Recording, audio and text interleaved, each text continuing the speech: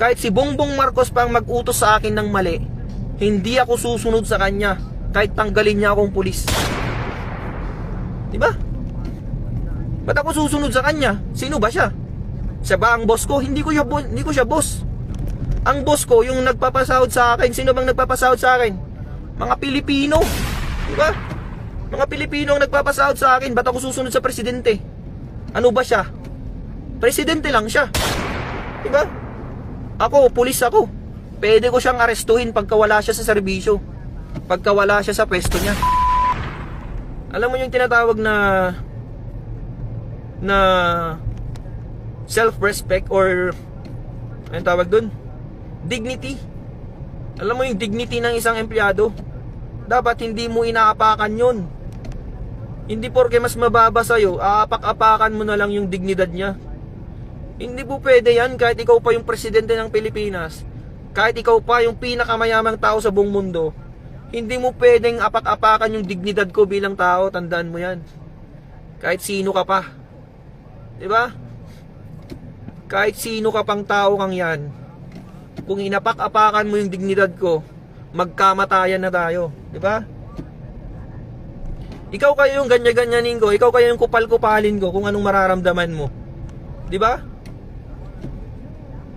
Try mo din kayang maging biktima ng kakupalan. Tingnan natin, baka iyak ka na lang dyan sa gilid.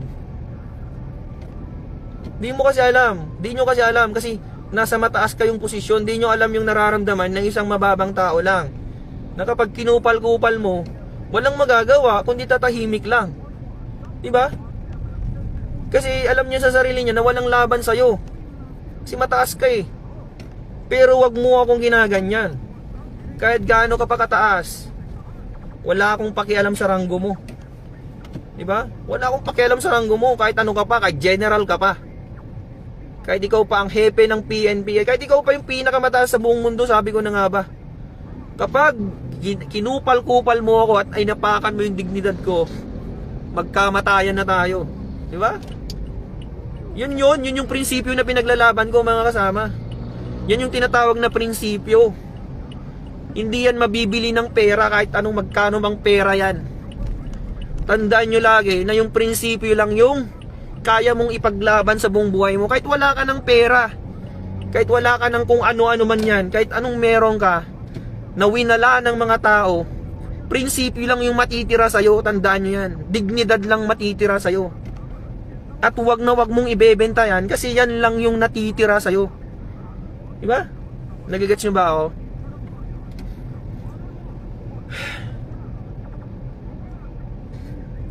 Wag na wag kayong papayag na yung dignidad mo bilang tao inaapakan lang ng kahit sino dyan. Putik, tao ka, may dignidad ka, may prinsipyo ka. Hindi pwedeng apak-apakan ka ng kahit sino. Bilang tao, pagkapanganak mo pa lang sa mundo, meron ka ng karapatang mabuhay. Meron ka ng karapatang irespeto ng kapwa mo tao. At hindi yun mawawala. At hindi pwedeng bilhin ng kahit magkano yun. At hindi pwedeng mapapalitan ng kahit magkano yun, mga kasama. Lagi nyong tatandaan yan. Lagi nyong tatandaan yan. Yun na lang yung nagpapatibay sa'yo bilang tao. Yung prinsipyo mo eh. Kung wala ka ng prinsipyo sa mundo, kung wala kang prinsipyo sa buhay, anong tawag sa'yo? Di ba? Kung wala kang prinsipyo sa buhay mo, anong tawag sa'yo? Isa kang robot. Di ba? Kung wala kang prinsipyo, isa kang robot, isa kang utusan, isa kang aso. Kasi yung aso, walang prinsipyo yung aso eh. Kung saan may pagkain, dun siya. Di ba? Ganun ang aso. Kung alukin mo ng pagkain yung aso, dun siya pupunta kahit hindi niya amo. Kung saan yung pagkain, dun siya pupunta. Ganun ang taong walang prinsipyo, mga kasama. Kung saan may pagkain, dun siya. Putik na yan. Anong klaseng tao ka kung ganun? Eh di para ka na ring aso. Di ba? Gets nyo yung point ko? Alam nyo, hindi lang naman PNP ang pwedeng magpakain sa akin eh. Ang dami bang pwedeng paraan yan para kumain ako sa isang araw. Sa buong araw, sa buong buhay ko. Hindi lang PNP. Ano yun? Dahil dito ang may pagkain, kahit dahil dito lang ang may pagkain? Ganun ba yon? Sa PNP lang bang may pera? Putik. Ang daming pwedeng pagkakitaan dyan kung pera lang ang dahilan kung bakit tayo nagpulis. Di ba? Nagpulis tayo hindi dahil lang sa pera. Tandaan nyo yan. Nung nag-a-apply tayo ng pulis, ang dami nating pinagdaanan, ang dami nating pagsubok para lang makapasok. Di ba? Tapos ngayon na may pagsubok sa atin, ibebenta nyo yung prinsipyo nyo. Ibebenta nyo yung prinsipyo nyo para lang sa sahod. Magkano ba sinasahod natin? Sa aming mga patrolman, 29,000 lang mga kasama. 29,000 lang. Anin mo yung 29,000 kung ang kapalit nun. Anong kapalit nun? Prinsipyo mo. Ipagpapalit mo yung prinsipyo mo sa kakarampot na 29,000. Puta. Diba? Mas marami pa yung sahod ko nung nasa call center ako. Mas malaki pa yung sahod nung nasa call center ako kaysa yung nasa pulis na ako. Pero dahil may prinsipyo akong pinaglalaban, nagpulis pa rin ako. Kasi gusto ko nasa tama lahat, nasa ayos lahat. Gusto ko nasa ayos lahat ng mga bagay sa Pilipinas. Diba? Kaya tayo nagpulis kasi gusto natin maayos. Pero ngayon, dahil hindi na maayos yung mga bagay-bagay, hindi na po pwede. Alangan naman na magpupulis ka pa kung hindi na maayos. Anong kwenta mong pulis ka dyan kung hindi mo na maayos yung problema sa bansa? Diba? Alangan naman na magbulag-bulagan ka na lang dyan para lang sa 29,000? Anong kwenta mong pulis, diba? Anong kwenta mong pulis ka? Ako, wala akong pakialam kung tanggalan nila ako ng trabaho. Wala akong pakialam kung kasuhan nila ako. Wala akong pakialam. Ang pakialam ko lang is dapat nasa tama lahat. Nasa tama lang lahat dapat. Hindi pwedeng kung ano-ano na lang sasabihin sa atin, susunod-sunuran na lang tayo. Diba? Pulis ako, hindi mo pwede akong utusan. Patrolman lang ako, pero hindi mo ko pwedeng utusan ng mali. Kahit sino ka pa. Kahit ikaw pang presidente, sabihin ko na nga sa'yo, kahit si Bongbong Marcos pang mag-utos sa akin ng mali, hindi ako susunod sa kanya kahit tanggalin niya akong pulis. Diba? Ba't ako susunod sa kanya? Sino ba siya?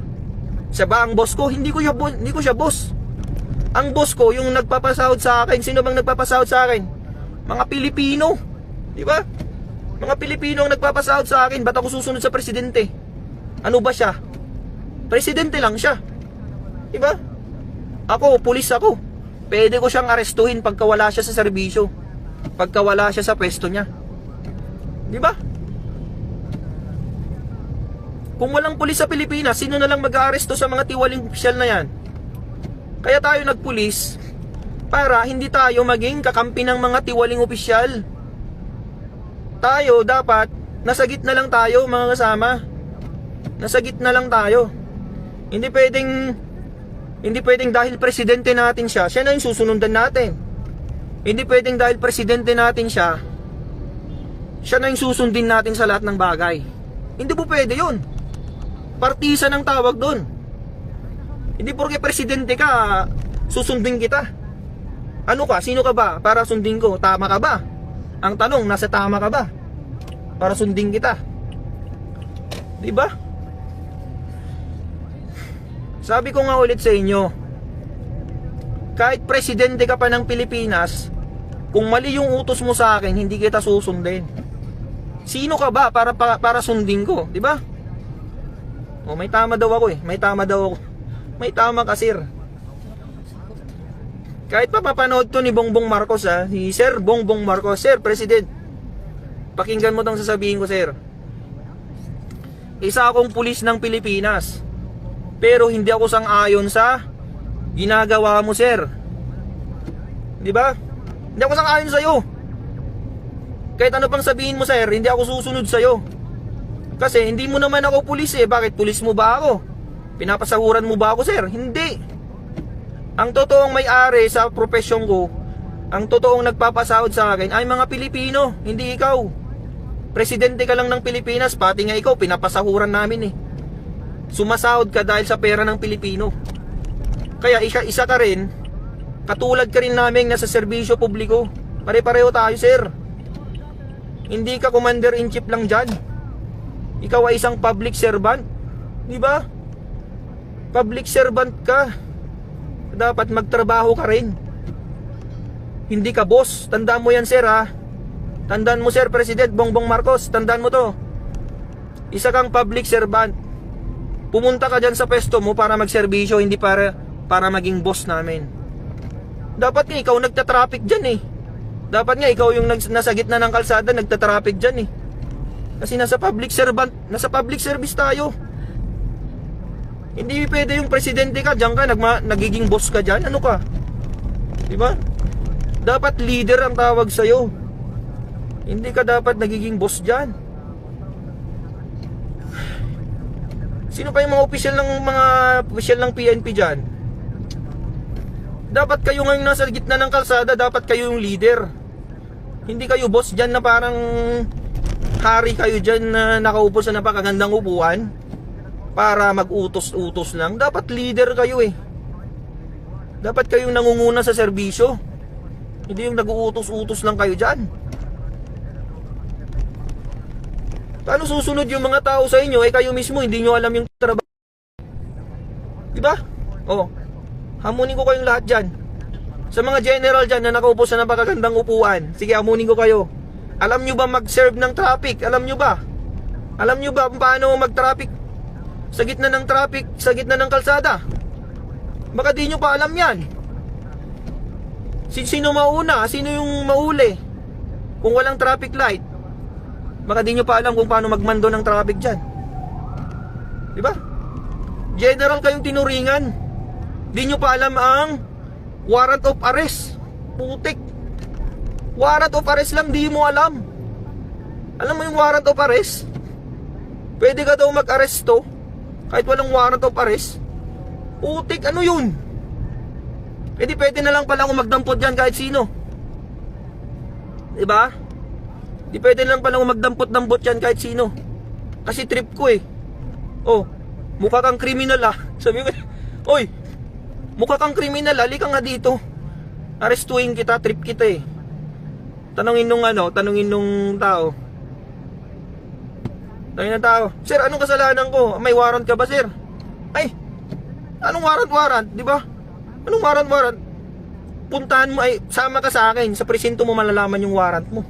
Kasi gagawin pa lang yung warrant mo. What a funny, di ba? What a funny idea. Di ba? Pwede ba yun? Bawal yun, nasa constitution yun, mga kasama. Bawal na bawal mag-aresto nang walang warrant of arrest. Maliban na lang sa tatlong exemption. Ano yung mga tatlong exemption na yun? Sabihin ko na sa'yo, sir. Ang mga tatlong bagay lang na pwedeng mag-aresto is in flagrante delicto. Ano pa yung isa? Hot pursuit. Tsaka yung escape from prison. Diba? Yun lang yung tatlong bagay na yun para wala kang warrant of arrest. Lahat na ng mga bagay maliban sa tatlong yun, dapat meron ng warrant of arrest. Meron din palang isa mga kasama. Meron palang isa na pwede kang mag-aresto ng walang warrant of arrest. Ano yun? Kapag yung sa tingin mo, yung suspect, kapag sinerban mo ng warrant, pwede siyang tumakbo, pwede siyang manlaban. Kasi sasabihin mo sa kanya, oy Juan, sir Juan, halika nga dito, may warrant of arrest ka. Pag sinabi mong ganyan, may possibility kasi na manlaban siya. May possibility kasi na tumakbo siya. Nasa rules of court yan eh, 'di ba? May possibility kasi na manlaban siya o tumakas siya. Kaya wag mo na lang munang ipakita yung warrant of arrest niya. Wag mo munang ipapakita sa kanya. Biglain mo na lang siyang huliin. Kung sa tingin mo tatakas siya, biglain mo siya, parang dadamputin mo siya bigla. Pupusasan mo na siya agad. Kasi nga, kapag sinabi mong may warrant siya, may kaso siya, baka tumakbo siya. edi hindi mo na siya mahuli. So, pwede yon, pwede yung sabihin mo, damputin mo na siya agad. Pero, dapat, pagkadampot mo sa kanya, agad-agad, sabihin mo rin sa kanya at ipakita mo sa kanya yung warrant of arrest niya. At sabihin mo agad sa kanya yung mga rights niya, mga right to cancel, right to counsel, right to remain silent. Di ba? Di ba? Yun lang yun yung apat na circumstansya para maging warrantless arrest. Pero kung meron namang preliminary investigation yung kaso, kung meron namang preliminary investigation, kailangan ipakita mo yung warrant of arrest. Parang yung nangyari kay Rodrigo Duterte. May nangyaring preliminary investigation, mga kasama. May nangyaring investigasyon. Tapos, sasabihin nila, arestuhin kita kahit walang warrant of arrest. Pwede ba yun? Hindi po pwede yun, mga kasama. Kailangan, ipakita mo muna yung warrant of arrest bago mo siya arestuhin. Bakit? Si Duterte ba, tatakas ba yun kapag sinabihan mong may warrant of arrest siya? Di naman tatakas yun tsaka hindi naman manlalaban yun Prosecutor kaya yun, alam niya yung batas yun. Pero anong ginawa nyo sa kanya? Anong ginawa nyo sa kanya? Wala, mali yung ginawa nyo sa kanya. Inaresto nyo siya ng walang warrant of arrest at hindi nyo sinunod yung batas ng ICC. Ang sabi sa ICC, pagkatapos nyo maaresto yung isang tao, dapat dalhin nyo siya sa competent judicial authority, mga kasama. Competent judicial authority. Pero anong sabi ng administrasyon? Anong sabi ng administrasyon regarding that? Ang sabi nila, competent authority daw yung competent judicial authority daw yung DOJ na nandun. Putik na yan. Anong klaseng pag-iisip yan, mga kasama? Paano naging competent judicial authority yung DOJ? Ang DOJ, mga kasama, is considered as quasi-judicial lang siya. Hindi siya fully competent judicial authority. Bakit? Korte ba ang DOJ? Korte ba ang DOJ? Siyempre hindi. Department of Justice is not a court. Ang sinasabi ng ICC, pagkatapos nyo mahuli si Duterte, dapat dalhin nyo sa competent judicial authority. Ano yung competent judicial authority na yan? In short, ang tawag dyan ay korte. Kahit anong korte sa Pilipinas, pwede. Kahit nga sa pinakamababang korte na lang sana Pero anong ginawa? Dinala saan? Villamor Air Base, mga kasama. Bakit? Korte ba yun? Siyempre hindi korte yun. Walang judge dun Sino magsasabi na tama o mali yung pagka-aresto niya kung walang judge? Siyempre kailangan mo ng judge para magsabi sa'yo ng ganito ganyan. Ang sabi ng administrasyon, meron daw DOJ personnel na kasama doon. Siya na daw yung judicial authority.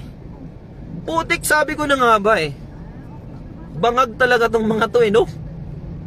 Walang alam sa batas. Kawawa naman ang Pilipinas kung ganyan. Ako, patrolman lang ako, mga kasama. Hindi ako abogado, pero may alam ako sa batas. Hindi ko naman sinasabing alam ko lahat, pero may alam ako sa batas. Judicial authority is a court. Villamor Air Base is not a court. And DOJ is not a court. Ano yung mga yan? Rason lang yan ng mga bangag. Kasi wala silang alam. Or alam nila, pero nilulusot lang nila yung gusto nila. Pero hindi nyo maloloko ang mga Pilipino. Diba? Hindi nyo kami maloloko kasi may isip din kami, hindi lang kayo. Ang problema lang kasi sa inyo, bangag kayo. Kami, hindi kami bangag. Kasi nag-iisip kami, kayo hindi kayo nag-iisip. Ano ba yan? Anima ba ko nakmanin? Kanina pa ako salita ng salita dito, wala man lang mag-comment ng maganda dito.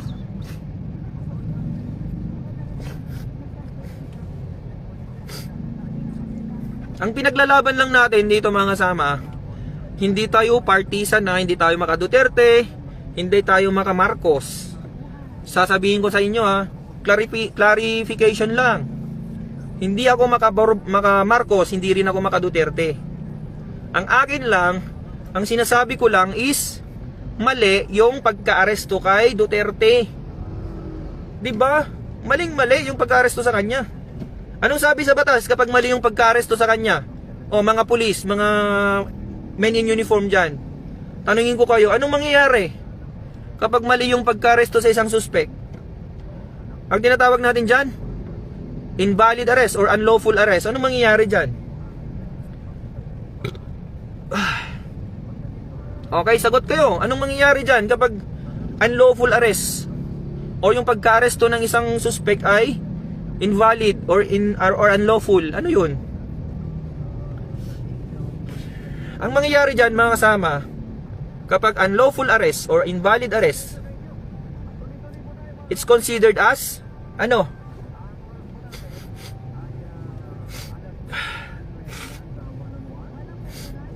Any unlawful arrest, any unlawful arrest is considered to be invalid. Ibig sabihin nun, mga kasama, kapag unlawful yung pagka-arrest mo, hindi sang-ayon sa batas yung pagka-arrest mo, yung pagka-aresto mo na yun, it's considered as invalid. Anong ibig sabihin nun? Inaresto ko si Juan, hindi dumaan sa tamang proseso. Okay, si Juan mapapawalang bilanggo siya, mapapalaya siya. Mapapalaya siya. Parang kayo nangyari kay Duterte. Kapag unlawful yung pagka-aresto sa kanya, ang mangyayari sa kanya, magiging invalid yung arrest niya. Ibig sabihin, kapag invalid yung arrest niya, mapapawalang bilanggo siya. Pwede siyang pabalikin sa Pilipinas. Yun yung mangyayari dyan. Okay na ba? Clear na ba tayo dyan, mga kasama? Patrolman lang ako, patrolman ako. Tuturuan ko mga general, putik. Ano ba yun? Anong klaseng mga Pilipino tayo? Anong klaseng Pilipino tayo, mga kasama? Di ba kayo nahiya na ganyan ang nangyayari? Yung pinakamababang pulis, siya pa ang nagtuturo sa mga pinakamatataas na pulis. What the hell? Mahiya naman kayo sa mga bumbunan nyo. Hindi nyo pa alam ang batas. Ang tagal nyo na sa serbisyo, di nyo alam ang batas. Ano ba yan? Nakakahiya tayo. Dismiss yung kaso, mapapawalang sala. Yun, sabi. Tama ka, sir. Si Benji Campomanes. Tama ka dyan, sir. Kapag mali yung pagka-aresto sa isang suspect, kapag unlawful, if it's not in accordance with the law, if you arrest the person not in accordance with the law, it's considered unlawful. And if it's unlawful arrest, it's considered invalid. And if it's invalid, it's already invalid from the beginning. Ibig sabihin, walang sala yung inaresto mo. Naintindihan nyo ba? Tatagalogin ko pa ba? Wag na, kasi nakakapagod mag-explain. Basta alam nyo na yun. Walang sala si Rodrigo Duterte kasi mali yung pagka-aresto sa kanya.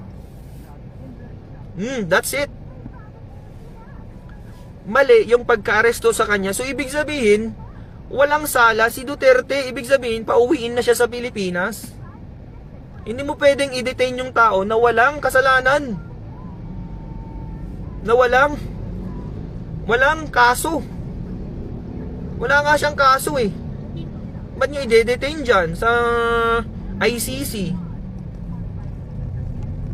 Yun lang ang point ko, mga kasama. Kaya ako galit na galit. Kasi mali yung sistema natin. Mali pa yung mga mindset ng mga opisyal natin. Ang daming mali sa Pilipinas. Ang daming mali. Pulis ako pero Pulis ako. Pero bakit? Ano ranggo ko? Ano ba yung ranggo ko? Patrolman PO1. Pinakamababang ranggo sa PNP, mga kasama. Pero ako pa yung nagle-lecture, ako pa yung nagsasabi sa mga general kung anong dapat at hindi dapat. Mahiya naman kayo mga sir. Nakakaya kayo. O patawag nyo ako ngayon sa krame. Amunin ko kayo mga sir ha, mga general. Chief PNP, this is for you sir. Sabihin ko na sa iyo, ang sinabi mong statement na kaya, ang sabi mo sir, kaya ano sabi no? Hindi lahat or ano sabi niya?